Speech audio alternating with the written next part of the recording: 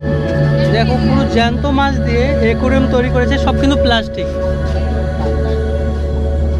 প্যান্ডেলটা জাস্ট অসম। এই প্রথম কলকাতার ভিতরে সেরা প্যান্ডেল, যা কিনা প্লাস্টিকের বোতল দিয়ে তৈরি করেছে। লাখ লাখ বোতল এখানে জমা করে আর এই প্যান্ডেল করা। দেখো উপরে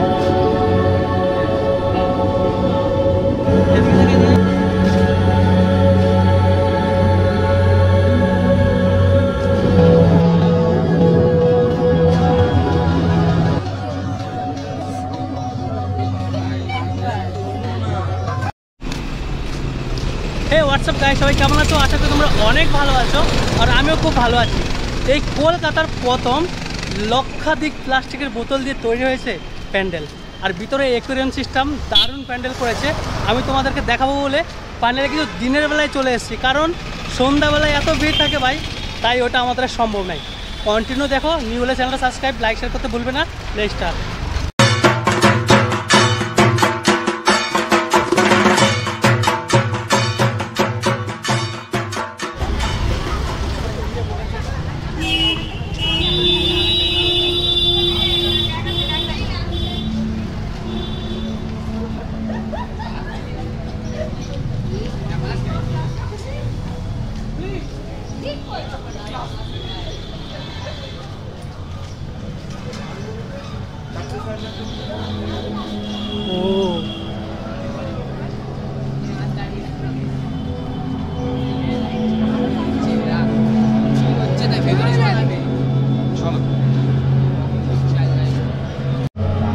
তো ফাইনালি আমি চলে এসেছি লালাবাগানে, যেখানে প্রায় লক্ষাধিকের উপরে রিসাইকেল করে প্লাস্টিক দিয়ে তৈরি এই প্যান্ডেল।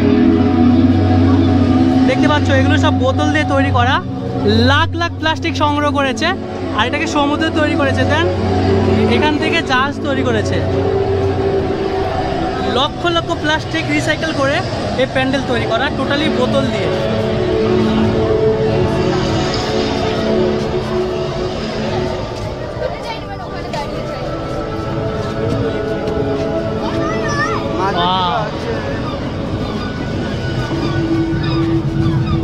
অ্যাকোয়ারিয়ামে পুরো জ্যান্ত মাছ দিয়ে অ্যাকোয়ারিয়াম তৈরি করেছে, সব কিন্তু প্লাস্টিক। প্যান্ডেলটা জাস্ট অসম।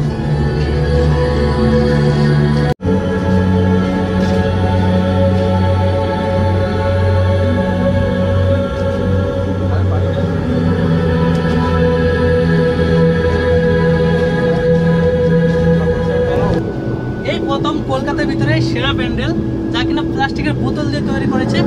লাখ লাখ বোতল এখানে জমা করে আর এই প্যান্ডেল করা। দেখো উপরে এদিকে। আর এখানে টোটাল কিন্তু অ্যাকোয়ারিয়াম করা হয়েছে। সেই আমাদের যে 20 লিটারের সেই ঝাড়গুলো, প্লাস্টিকের ঝাড়, ওতে কিন্তু মাছ দেখো একদম পুরো জ্যান্ত সব। অসম।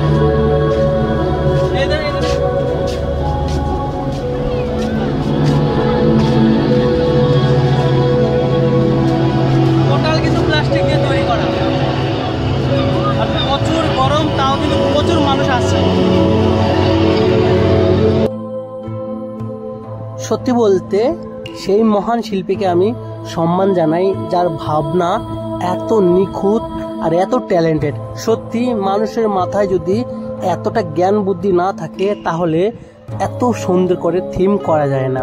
ভাবা যায় একটা প্লাস্টিকের বোতল দিয়ে এইভাবে এত সুন্দর করে থিম তৈরি করা যায়, তাকে মন থেকে সেলুট।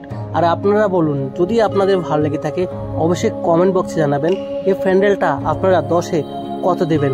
আর হ্যাঁ, অবশ্যই লাইক করতে ভুলবেন না।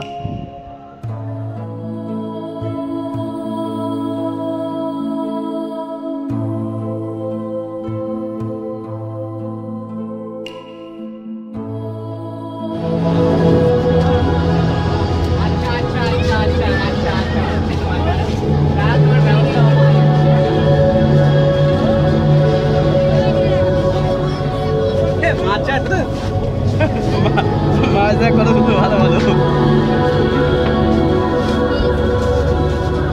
ভাই মাছটার দাম কত হবে?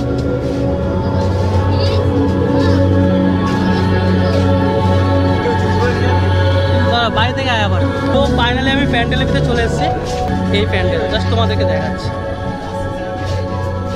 দেখো ওয়াও।